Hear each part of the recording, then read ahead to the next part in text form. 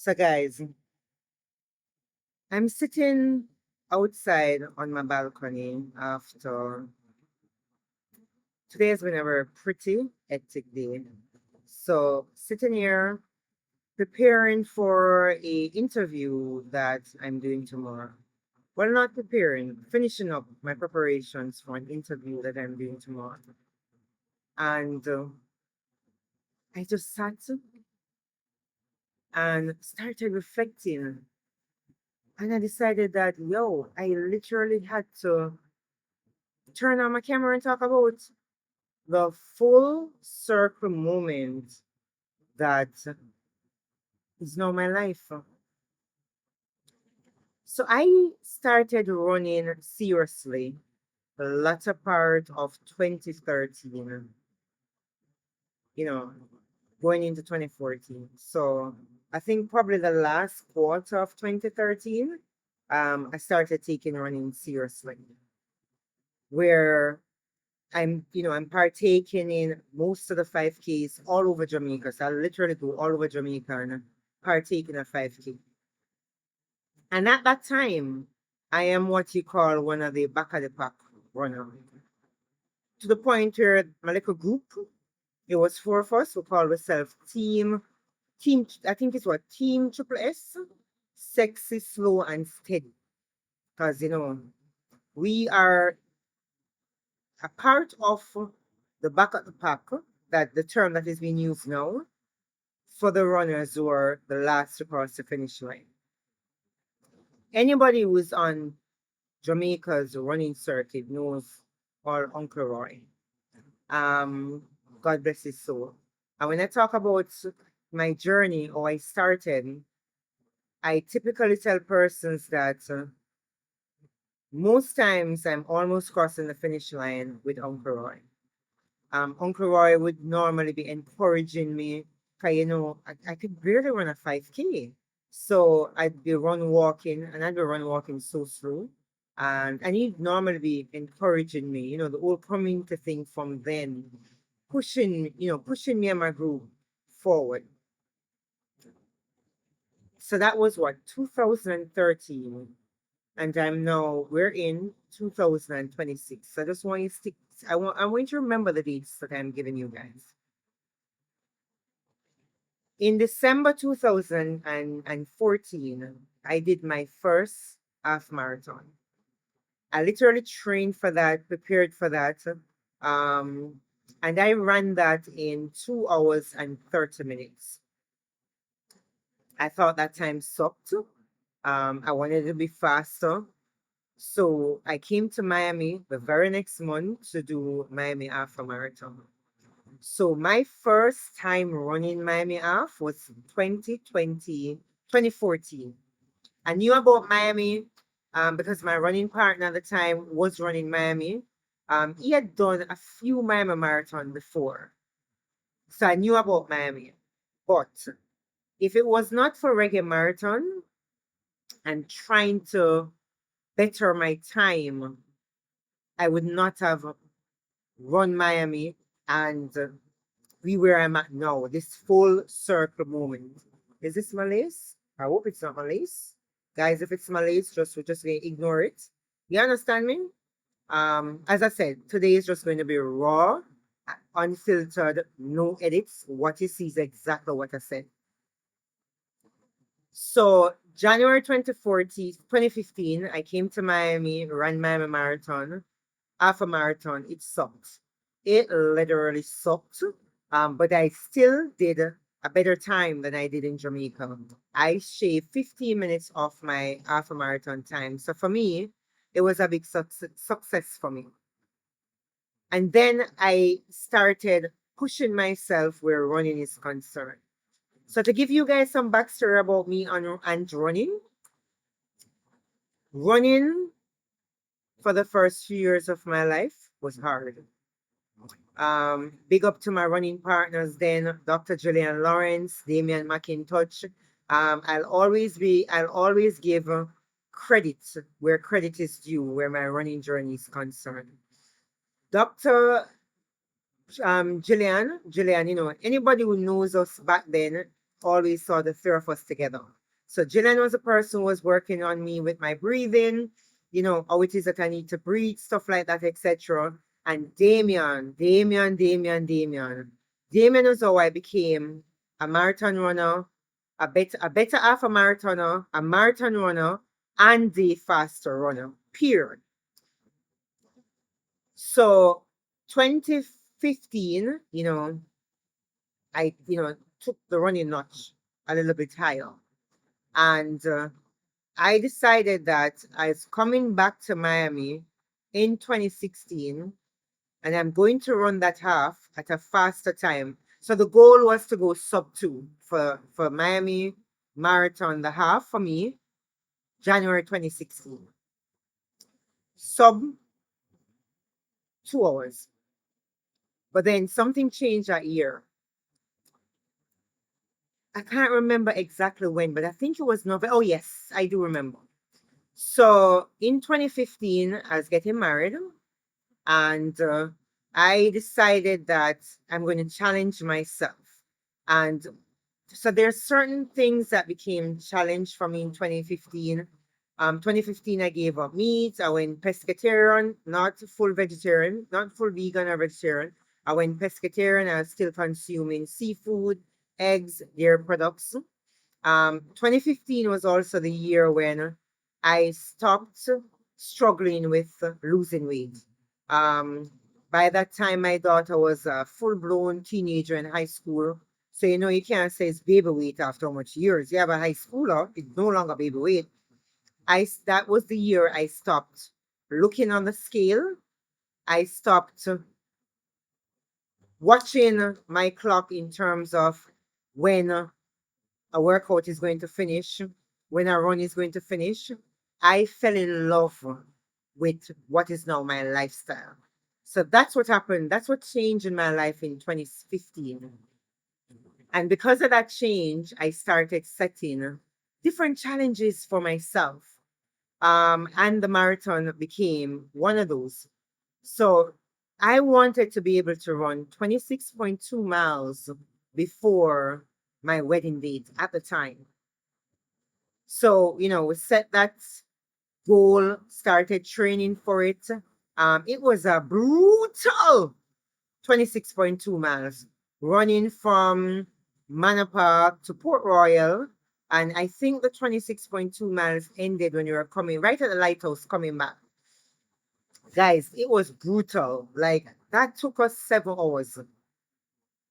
7.5 hours with water breaks, water breaks, stop stretching, all those things.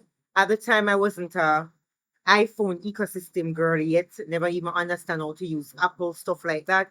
I was an Android girl. And that Android died on me 2 times during that run. Um, so that's another story. But we talk about it the next day. That run was brutal. Brutal. I lost a toenail after the run. And I remember saying to myself, I'm never challenging myself to do this madness again. Never. That's what I said. Got married, recover. Day 2 of my honeymoon. I was in Hawaii.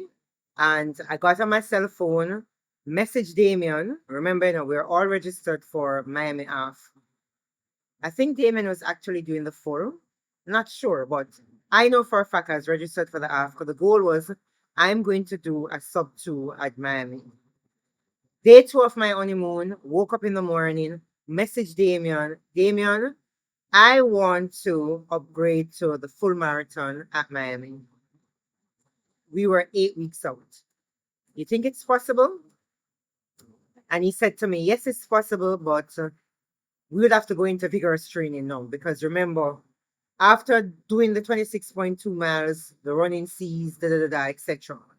So he created an 8 weeks training plan for me going into Miami.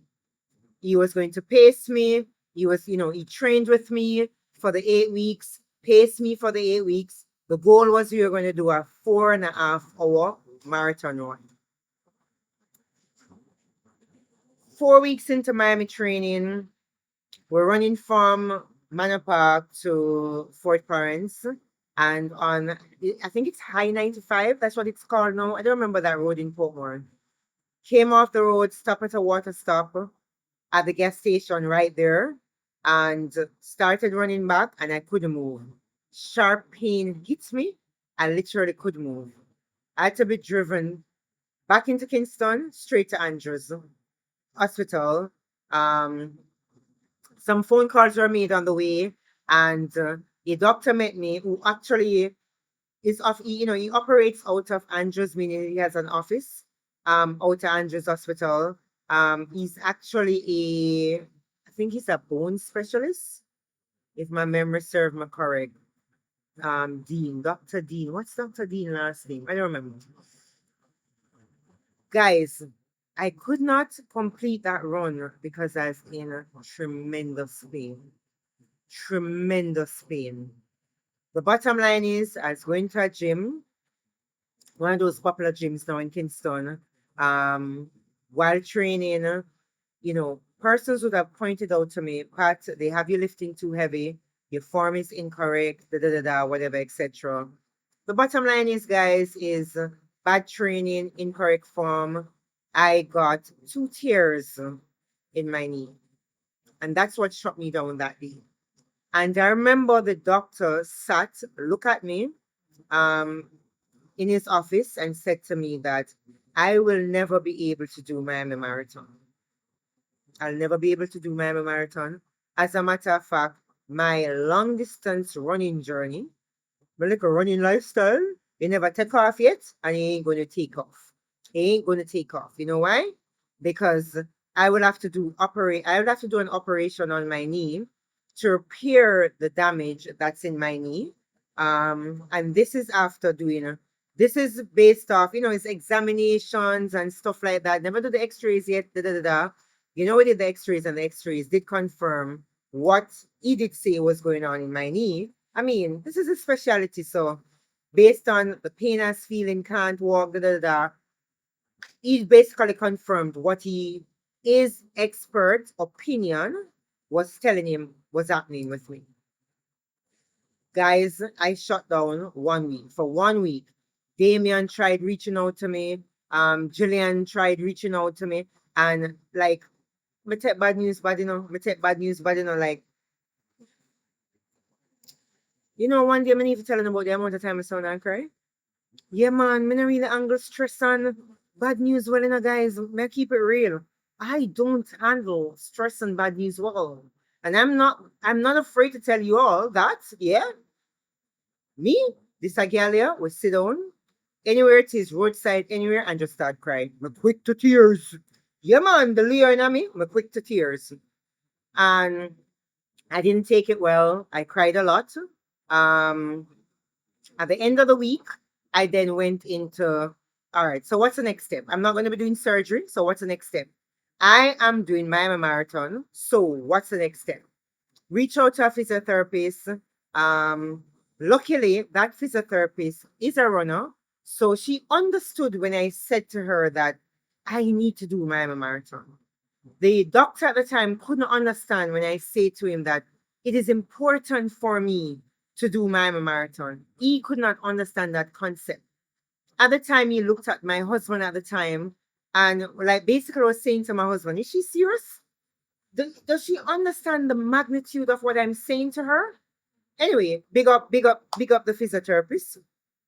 What she did was she gave it to me real and raw chaw. Daniel said to me, so Pat, at the time we were doing anywhere between 80 to 100 miles, easy a week. And she's like, so here what's going to happen. You'll have to cut back your mileage, your weekly mileage. The longer you keep doing this mileage, you're going to reduce the amount of time you're able, like my lifespan of my knee. That's the first thing she said to me. She then sent me some Amazon links of knee braces. So anybody who goes online and see like my earlier running pictures and stuff like that from races all over the world, you'd realize that I have on knee braces. So she found knee braces to assist me in keeping my knee intact. And those helped. Those helped.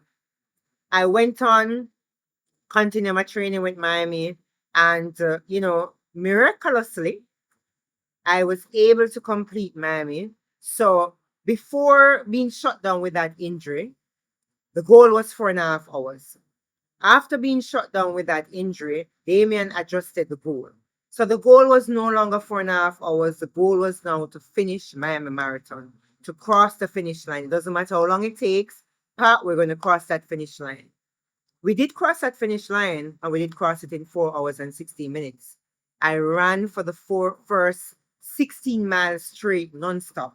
Damien and I had a strategy. Well, Damien, big up Damien. Damien, anyway, there we have a big up. I mean, guys, I'm always about giving credit where credit is due. And again, where my running life is concerned, my running journey, I would not be where I am, where I'm now a run coach, if it wasn't for Damien or Julian. So Damien's strategy is every time we reach a water stop, he's going to run ahead, pull away from me, go to those water stops, collect the water, come back to me, and then I would just fold the cup. You understand me? So I'm still running, so I didn't need to stop. Ended up stopping at mile 16 because I needed to use a restroom, and that's how we stopped. After mile 16, no stop again until we finished that marathon. 4 hours, 16 minutes, and some seconds. So Miami was my first marathon, and Miami became a staple in my Miami running journey. So every year I am doing Miami Marathon. The only year I didn't do it was 2020, not because of COVID, because it happened before COVID. It was because I wanted to try other races. And by 2020, I was traveling all over the world now, doing all, different marathons, etc. And I'm like, okay, I'm no longer running a full marathon at Miami. If I'm still going to do Miami, it will be the half. I have done half after, I've continued running Miami. But I've stopped doing the full and now doing the half. When I started doing Miami Marathon, so let me tell you about the full circle moment, oh guys, because that we're talking. When I started doing Miami Marathon, Miami, my, sorry guys, Miami wasn't the race that it is now. So Miami has become a staple, a destination race staple, where it is attracting over 25,000 runners. When I was doing Miami, say you could register for Miami at the last minute. No, if you don't register for Miami months before the race, that race is sold out. In addition to it being sold out, you can get to run it, but you probably end up like on a wait list. 1 year, I registered too late, and my too late was months out. I was on a wait list, still never make it. Cause say the race is in such a high demand. Guys, I started, so I'm very emotional. Like, I don't think people understand this full circle moment for me.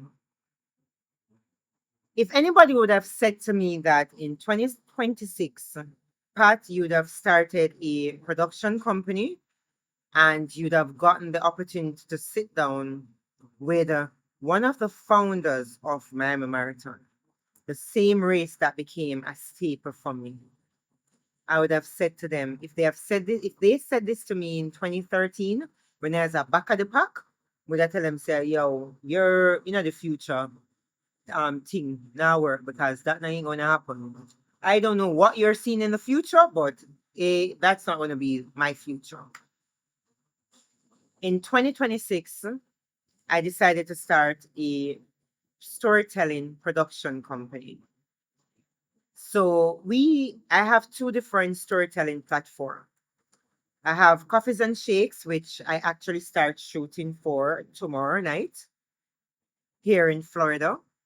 Guys, make sure you go to YouTube, go over to Coffees and Shakes and follow that YouTube channel. You are definitely going to love these set of conversations that I'm having with, these guests who are going to be a part of my season one.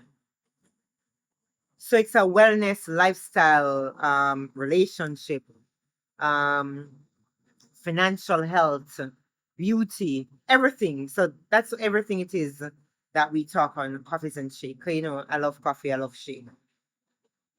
And the other storytelling platform that's under my production company, Sculpted Productions, is Miles and Mikes. I decided to start Miles and Mikes because I felt I don't know if it was being done before. I have not seen it.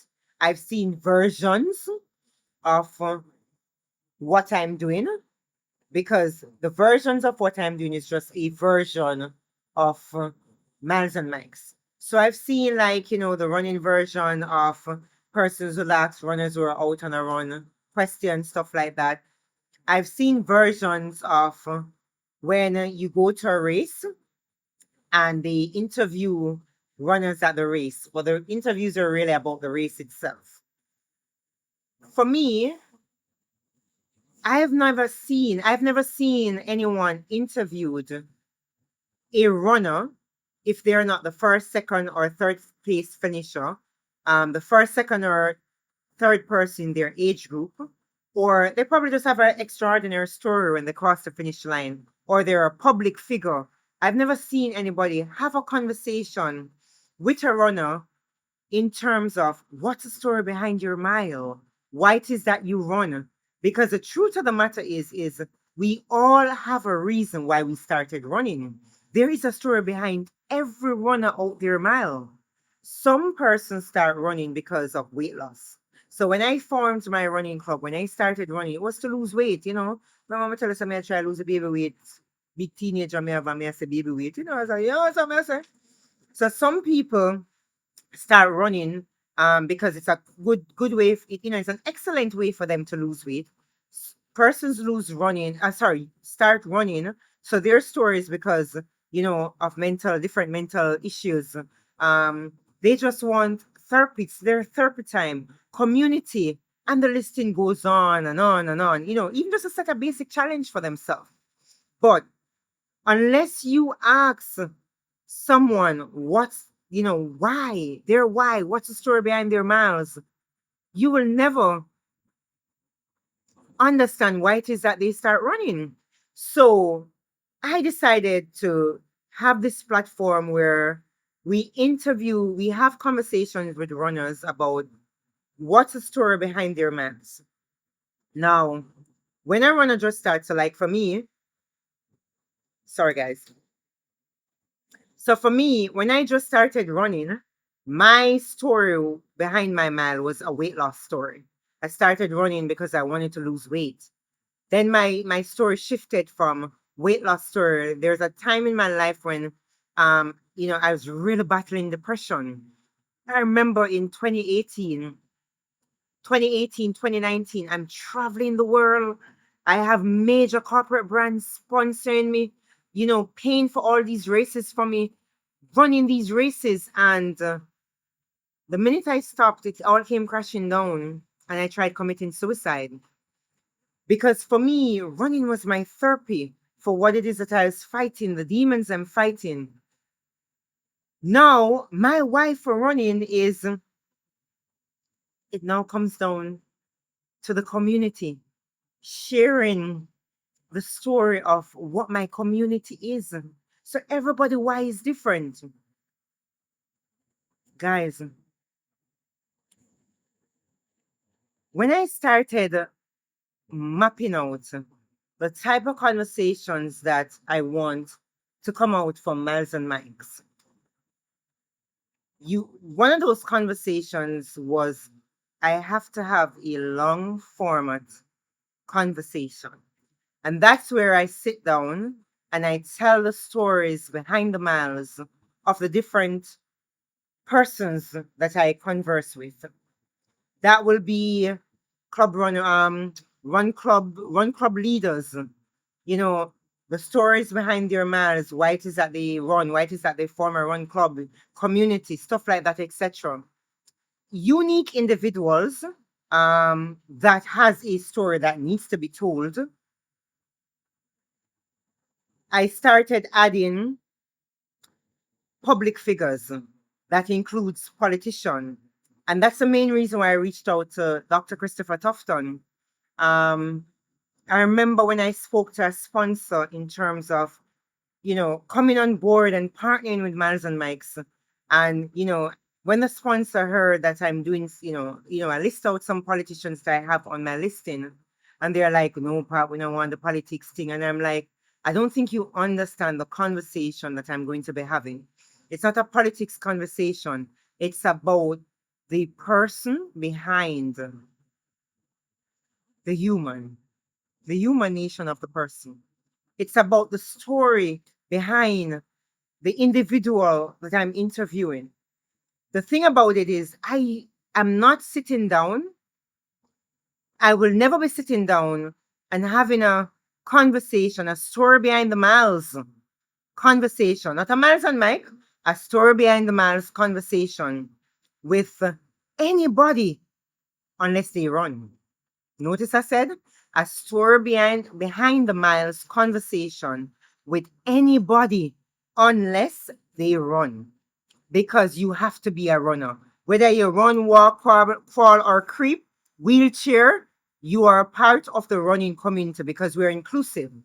So, if the person is a politician, that's their job. I'm more interested in the stories behind the miles of you, who you are, what those miles mean to you. You understand, and the list goes on. So, that partner, that sponsor, literally said to me, send me a list of all your other, guests, and then we will tell you the episodes that we want to be a part of. Because, we respect everybody. They don't want to be a part of politics, and that's fine. That's fine. But I have conversations with leaders of their industry, leaders of city. And then I decided that I was going to have conversations with race directors. You know why I decided that I was going to have conversation with race directors? It come back to my full circle moment, Miami Marathon. Now, I have been doing my research on Frankie. Not as deep, not as deep as the research I did in preparation for today's interview with him. But I started doing my research on Frankie, I think year 3 of me running Miami. Because I started watching Miami getting bigger and bigger and bigger. And I was blown away by how the city comes alive. And in doing my research on him, I guess when I started Sculpted Productions with the Miles and Mike brand under it, he then came back to my forefront. Last year I moved to Florida, and when I moved there, my girlfriend said to me, Pat, there is a run club that I think you'll fit into. That run club will be perfect for you. It fits into your world, it's who you are, and the listing goes on. And she introduced me to Brickell Run Club. And when I went on their IG page, I saw hundreds of runners taking over the city on a Tuesday night. And I'm like, who the hell is in charge of this run club? When I did my research, Frankie name came up, the founder. So say I'm now very, very intrigued about who this man is. Fast forward to 2026, started Miles and Mike's in the planning process of the type of interviews with my production company that I want to come out of Miles and Mike's.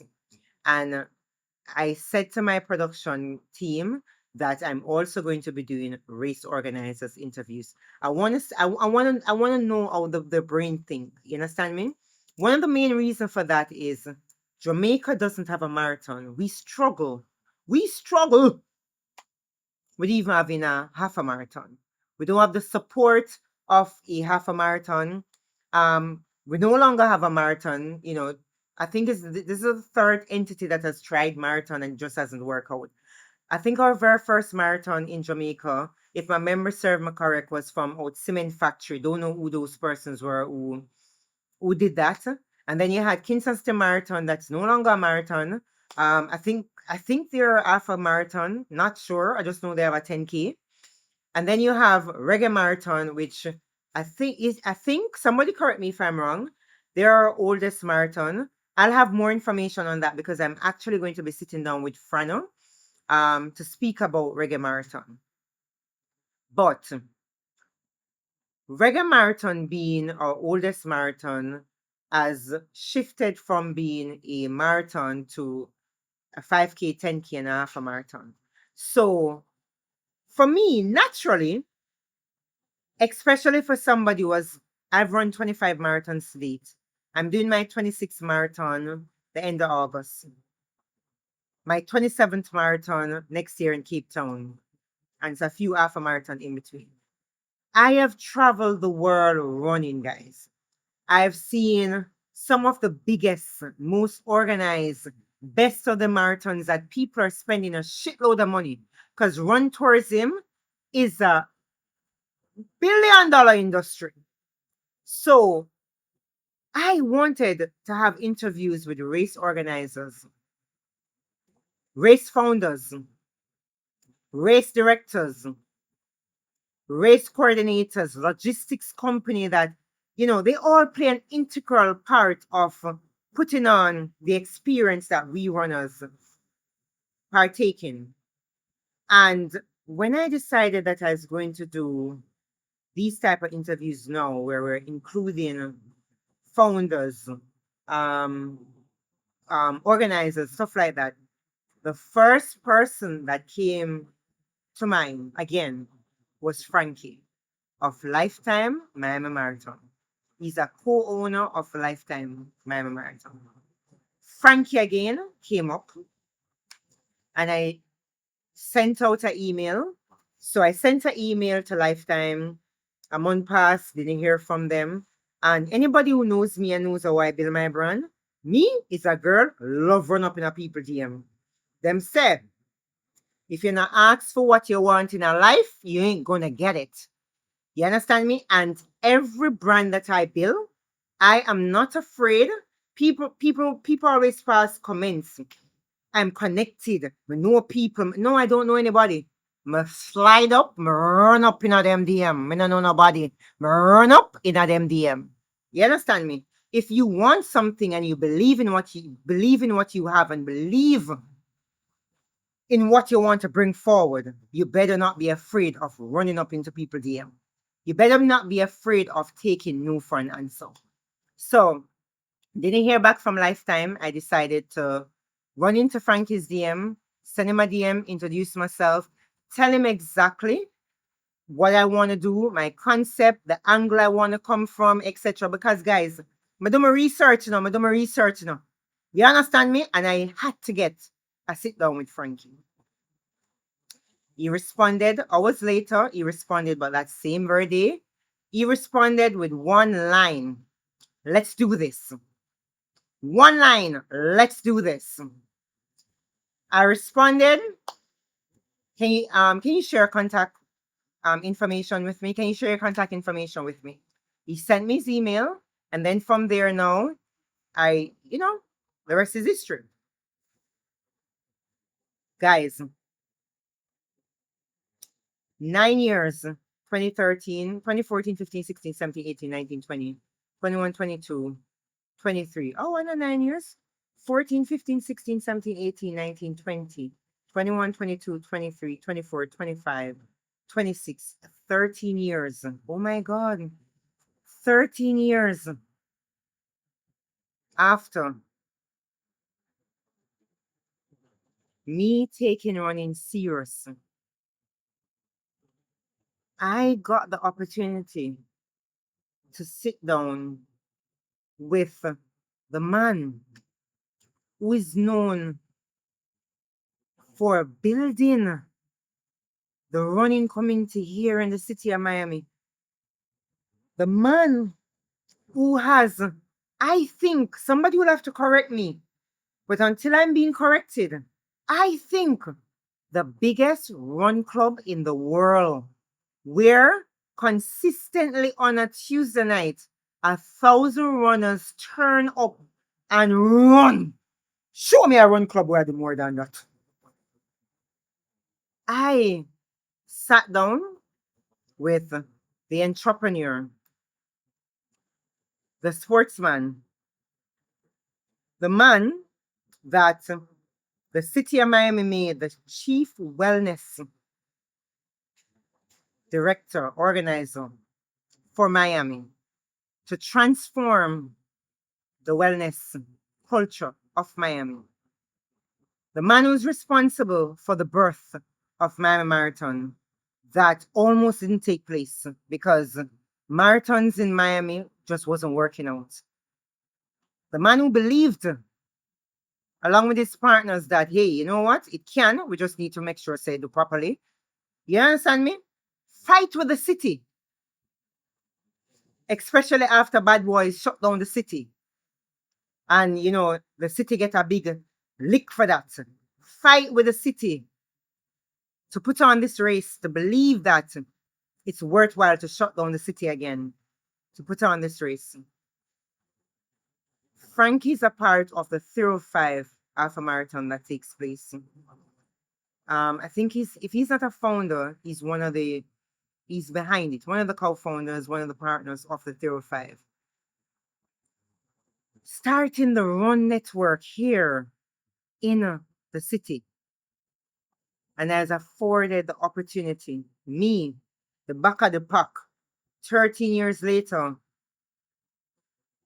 where I'm now given the opportunity to tell these type of stories. And it doesn't end with Frankie. Guys, I am having conversations with some of the biggest race organizers in the US and in the world. Yeah, man, enough DM flying on me. No shame for flying at DMs. When me not flying at DMs, I mean, sometimes I didn't need to fly in the DMs. I sent out an email and my response, I do get a response. And the response, I thank the Lord, the response are all favorable. And I believe one of the reasons why all these responses are all favorable is because, what did I say to you guys? No one is telling the stories behind the miles of why these races were founded, created. No one is telling the stories behind the miles of these runners. I have been afforded the opportunity. So, like, I'm flying all over. Like, guys, I'm tell you something, I'm flying all over the world, capturing these stories. So I can share these stories with my own home country, who is struggling to put on a marathon, who is struggling to tap into run tourism, the Caribbean countries who are also struggling to tap into run tourism.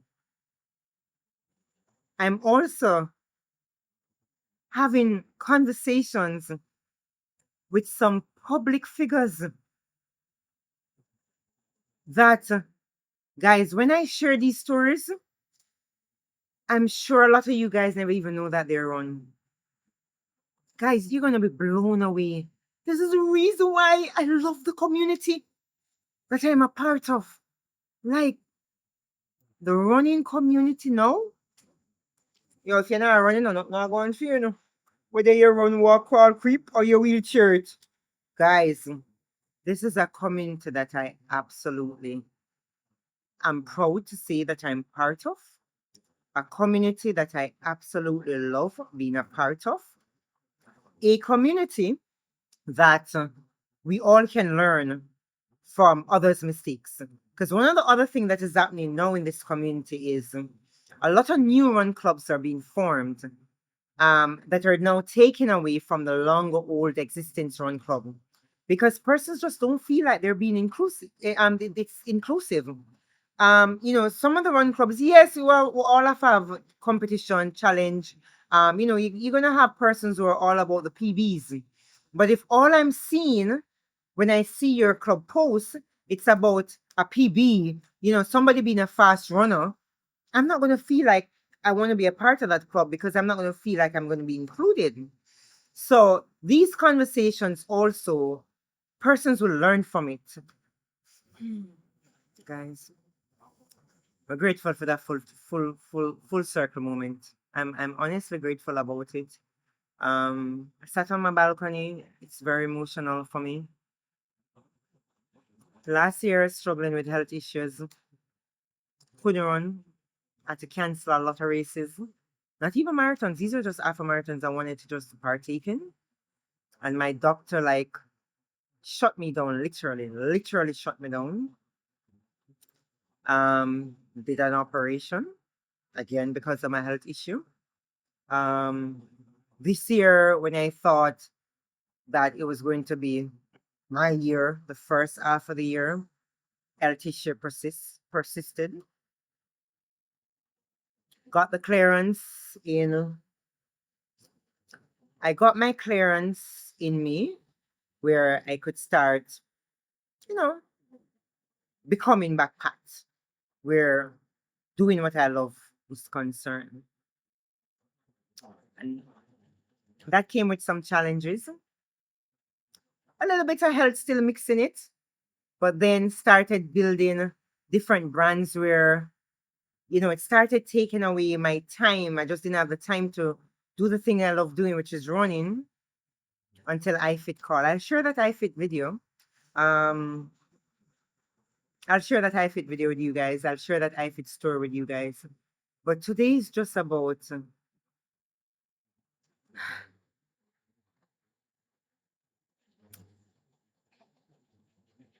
for anyone out there who's not sure of where they will end up by doing what it is that they're doing. You see, once you love what you're doing, just continue doing that. You know why? Because you see, wherever it is that you're supposed to end up, you see, God, I'm going to make sure you end up there. Last year, I didn't even think I'd be involved in running the running community at this level, where a race I couldn't even get into a few years back, not even from a wait list, to the point where I know I have Frankie number up on speed dial. Frankie said, Pat, any challenge you have with, any friends, any challenge, whatever, you call me and we sort it out.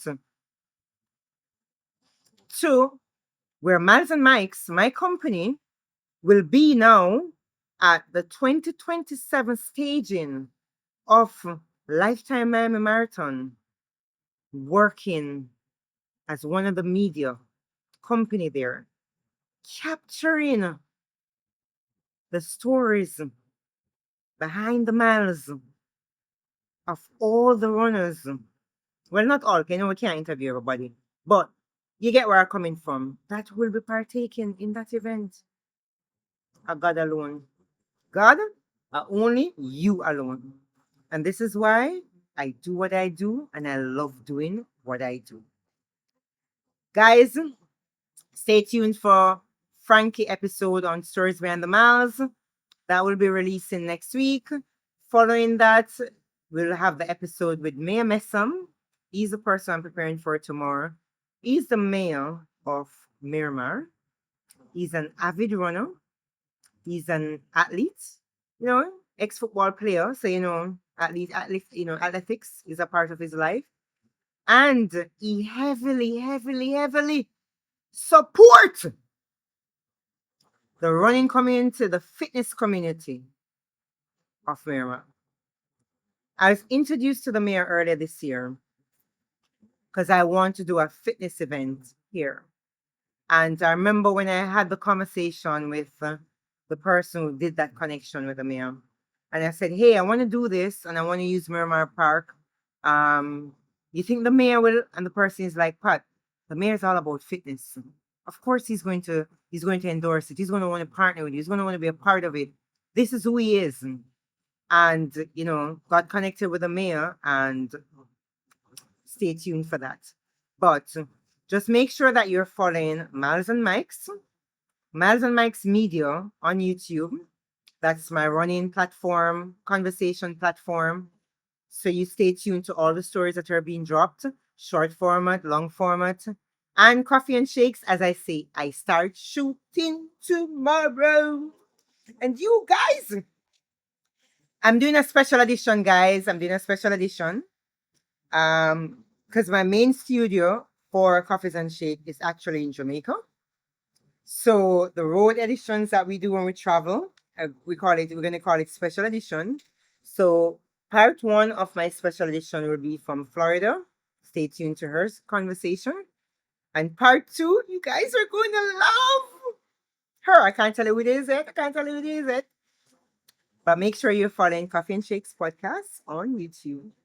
Thanks, guys. Peace out. I'm out.